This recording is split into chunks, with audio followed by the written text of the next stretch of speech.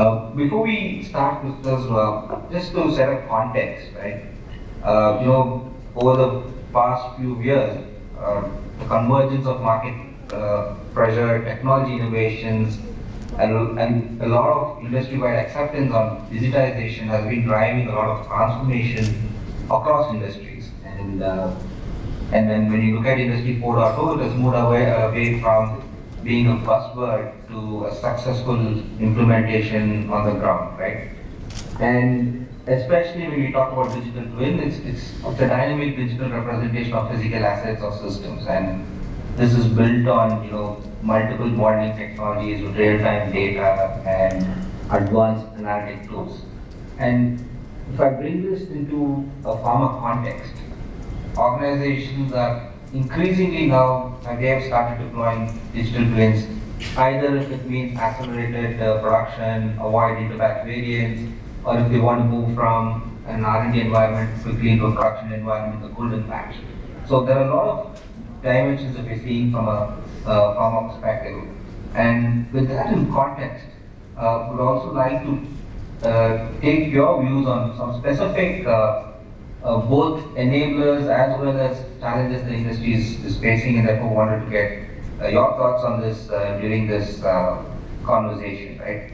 So when it comes to pharma organizations, many have the reasons for not focusing on digital initiatives, and primary reasons have been, at least look at it from an India context perspective, as being high margins or regulatory requirements. And while traditional processes and efficiency improvement initiatives are always a focus, digital technologies to drive these have picked up steam only in the last few years. What are your thoughts on this, and how do you think leadership in many pharma organizations are driving change, especially from a mindset perspective, going from doing digital to actually being digital? First of all, it's a pleasure to be here, Antony. Thanks for having me. Good afternoon to you. Good afternoon to the audience. Indeed, I think the word bioprocessing 4.0 appeared somewhere in 2018, I think, or 2019. So just before COVID, was launched. So I think Industry 4.0 is less than 20 years old. I remember correctly, it was term itself was coined somewhere in 2004 or 2003. My memory may be fading. So you basically nailed it completely. So a lot of people in pharma, in biopharma, in particular, let's say process development and manufacturing, have been vocal about adopting digital transformation, or let's say all the goodies that Industry 4.0 can bring to the table. But if you see the overall adoption line, we are still at the very, very early stage. I would say that we're just starting to scratch the surface, right? And just starting. Now, there are a few reasons for that. I mean, as you said, the first one is the regulatory requirements, but I think that's mostly a shield to cover the classical, innovation versus performance dilemma that we're facing. So, R&D is about innovation. In the end of the day, manufacturing is about performance. So they're always averse to anything that has to do with change. They need to maintain supply chains, right? That they are undisturbed. I think it's the same globally. India does not constitute any exception. I mean, when you're running a manufacturing plant, you really want to meet demand timelines. At the same time, I do have the feeling that there is still a convoluted understanding of what Industry 4.0 and digital twins in particular can bring into the table. As you know, bioprocessing and biomanufacturing have been always successful in meeting timelines. So if you go with the original, let's say, mindset, a winning team doesn't change. So why you should invest in anything like that? So once you start diving into the math, into the finance, and then you start understanding that with digital twins you can drive development times down by 50%, and you can reduce supply chain times by 90%, then you have a story. Right. And I think that's really what is missing, is that most of the business cases are qualitative. Once we start bringing the dollar figures or the Indian rupee in that case, then things start to become more attractive, and to understand that, this is actually a return on investment here. This is not just some sort of big tech type of tool. So I think that's what's missing, a good understanding and a good understanding of the financial value. And then we'll start seeing an acceleration of the adoption. Absolutely, Christos. I think that's a very critical aspect that you touched upon, the financial value and the business case. So, therefore, if with that in context, right, if digital twins are going to help you scale up faster and help you in speed in decision making or building in efficiencies, but keeping the business case in perspective, what do you think are some of the use cases, or let's say if a pharma company is embarking on a digital journey and wants to set up a digital twin, what are some of the use cases that it can start with and then start scaling up, where benefits could be realized faster, but then time to implementation is also much lower. So where do you think companies should start from? I mean, if you see the overall market in bioprocessing and biomanufacturing, there is a lot of focus on chromatography right now, because this is a process that we understand quite well. Bioreactors will be the next thing. These are two use cases that companies are working actually, and we can bring the tools over there. In any case, what you do see, Antony, is that whenever you're having a platform, like mRNA vaccines, like monoclonal antibodies, this fits very well with digital twin, because you can use all the past values. So I will start with cases related, let's say, both upstream and downstream for platforms. And there you would see that you can accumulate of the past. And okay, it's not an easy journey. I mean, digital twins are complicated beasts. We have to be frank about it. But there you can see that you can have a working, let's say, prototype, even relatively, let's say, time range in an environment that you actually control. And then you can start going towards GMP and towards then biomanufacturing with only one caveat. As you said, there's always a regulatory boogeyman, right? Everyone's playing this card. And to be frank, I mean, as we say in biopharma, when a production line is in place, you don't touch a screw. You don't want to bring the regulatory authorities back. So I think we see the bifurcation here. I think the vast majority of digital transformation will go to new products, new production lines. So, and there you have the required flexibility, let's say. People cannot no longer hide. They can say, okay, that's what we're going to do. So I think, these two are important, and the platform is really the baseline and the foundation. Right. So any organization is setting up a new line or a new facility, the idea is you incorporate your digital twin upfront, right? Yes. Even if it means putting in a probe or a sensor to pull out certain data points, right? That the equipment be already be fitted with those devices, and then it makes it more easier from a regulatory perspective also. Because the moment the line is validated and you want to touch the machine, then again it gets back to Exactly. I mean, you have to understand, and actually most folks need to understand this, that the regulatory authorities will never be proactive when it goes to the approval of new technologies.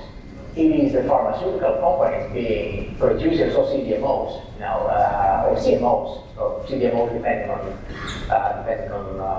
the competencies that they're having, that they're going to start this discussion. So once they start this discussion, then they can write a couple of position papers, and then the regulatory authorities will follow. I mean, since the 70s, they have approved a multitude of different technologies. And since now we're talking, right, we already know that the FDA, and I'm sure all the other regulatory authorities will follow, has already given guidelines for artificial intelligence in medical devices. Right. So there is a precedence, and we can capitalize on that. I mean, everyone likes good science. No one will. It's just we need to understand it and to prove it and validate it, as you said. Absolutely. And actually that gives me at least to another thought, when we talk about when we implement these technologies even upfront, and what we've been also hearing from many companies, and me personally with interactions with a lot of companies in India, one of the points that companies have been trying to tackle with is, today when you talk about digital twin and platforms and solutions, there are multiple products, different service providers, and and companies have to deal with multiple players, right? Let's say the sensor is from someone, the platform is, let's say the data storage is on another solution, and the analytics will, then you have the analytics platform, so you need to approach a consortium of players or multiple players, and then for implementing these solutions. And therefore, sometimes the complexity of managing this also, sometimes companies don't want to get it. It sometimes becomes a distinction. So, how do you think we should address these challenges, and what do you think will change as we move ahead in the digital journey? This is actually one of the biggest conundrums when it comes to digital twins. And let's talk about digital twins in particular, because as you said, these are complex solutions. The digital twin market is a market that there is no vertical integration. So there is no provider, and that's not India, that's everywhere in the world. There is no provider that you can simply go and say, I want to build a digital twin. So, as you said, you need to go to someone with software, someone with the databases. To make matters worse, and I want to emphasize that because I'm sure that let's say your colleagues in India are going to really know about that, there is no manufacturing or R&D plant in the pharmaceutical world that comprises equipment from only one vendor. So we have a multitude, and that's normal. I mean, right? It's absolutely. That's how it plays. I mean, and then a lot of complaints that I hear by different guys is that the vendors are not conforming to each other. It's more like, certain companies are creating products that they're not allowed to be compatible. I think us as buyers having the power, and I think we should start sending the message that, guys, you need to start uniforming. It is quite important, right? And I think that as the market becomes more and more and more, we're going to start seeing more consortiums that they're not going to be vertical integration, but at least they're going to give you a certain flexibility. Because as you say, from one point onwards, it becomes prohibitive, especially from small companies.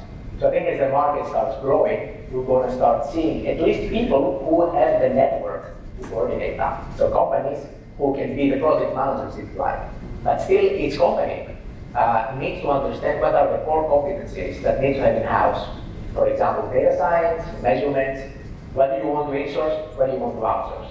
But it is a journey, and I completely agree. and that point, especially in terms of what we want to do in-house and what we want to keep outsourcing, it means then how, and the quest for talent, right? So what's the right talent? That's what I need to build it, right? It becomes very critical from a talent perspective also. So what do you think the talent situation is going to be in the future as well, especially for recent times? Well, we do know, for example, that India is becoming one of the hotspots, right? There is a lot of talent there in data science, in IT, and this is actually a backbone. Now, you will still need to compete, because in the post-COVID world, I can hire somebody from India and then allow them to stay in India. So the competition is becoming really, really, really strong. At the same time, I think as we're becoming more and more familiar with the, let's say, the skills required to drive into the digital transformation, we're going to see a next generation of professionals. So I think the shortage that we're looking right now is going to be covered only by the fact that the next generation is going to be trained. So it's just a transition period that's going to be really, really competitive. But Antony, between you and me in India, you're having like a multitude of very highly skilled guys. So you just need to compete to get them there. Absolutely. I think, Christos, and that's what comes to we come to the end of this conversation. Thanks for your thoughts. Just to summarize, some of the key points that we discussed is one, we spoke about how do we start the journey, is look at any new setup that is coming up, new facilities, new lines, please incorporate the digital aspects up front, and also look at the business case and the financial value when you define the use cases for your digital twins. And more importantly is how do we define what we want to own, what we want to outsource, and in terms of, and therefore the talent, and discuss today's talent is also getting well equipped for the digital journey. So it's good that we're all thinking in a similar direction, and I think 3-4 years down the line, this will not be a differentiator, it's going to be a fundamental requirement, hopefully, for most of the pharma companies across the globe. Yeah. I think we're getting there, Antony. I think we all agree on that. It's more now, we're reaching more or less a global consensus on where we want to go. So from that point onwards, it's just it's going to be a speed race. Yeah. Thanks, Christos. Thank you for taking your time out and being part of this event and sharing your views to the leaders in the pharma industry. And it was a pleasure. Thanks very much, Antony. Yeah. Absolutely, it was a pleasure.